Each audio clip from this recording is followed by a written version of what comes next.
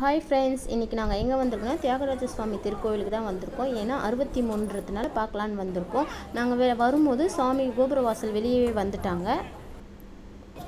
63 நாயன்மார்கள் நமக்கு ஒருத்தராக காட்சி கொடுத்துட்டு போகிறாங்க. நீங்களே பாருங்கள் ஃப்ரெண்ட்ஸ். எம்பெருமான் கோபுரவாசலிருந்து புறப்பட்டுட்டாங்க. நீங்களே பாருங்கள் எவ்வளோ அழகாக திருமண கோலத்தில் நமக்கு காட்சி தராங்க. சந்திரசேகரரும் சங்குலி நாச்சியாரும். நீங்களே எம்பெருமானுக்கு அடுத்தபடியாக நம் ஒற்றியூர் ஐயாவும் வடிவுடையம்மனும் அழகாக காட்சி அளித்து கொண்டு வருகிறார்கள். நீங்களே பாருங்கள். இதை பார்ப்பதற்கு 2 கண்கள் மட்டும் போதாது, 1000 கண்கள் இருந்தாலும் இந்த அழகான தருணத்தை நாம் பார்த்து கொண்டு வேண்டும்.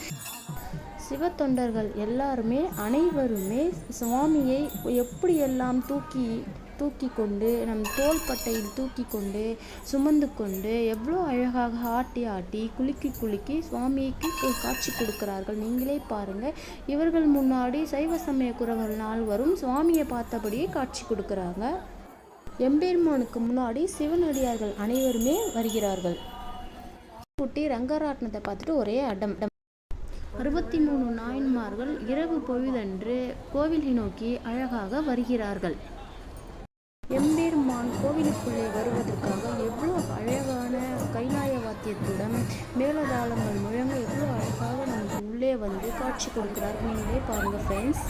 எம்பெருமானை ஒரு புறம் நிறுத்திவிட்டு மறுபுறமும் கைலாய வாத்தியத்தில் மக்கள் அனைவரும் சூழ்ந்து கொண்டு எம்பெருமானை பார்த்தபடியாக ஒற்றியூர் ஐயா தியாகேசா என்று முழக்கம் கொண்டுள்ளார்.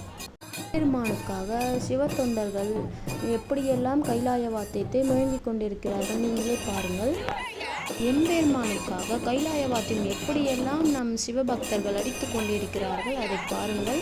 அழகான வார்த்தைகள் சிவ என்று சொல்லிக் கொண்டிருக்கிறார்கள். சேனலை சப்ஸ்கிரைப் பண்ணுங்கள் ஃப்ரெண்ட்ஸ்.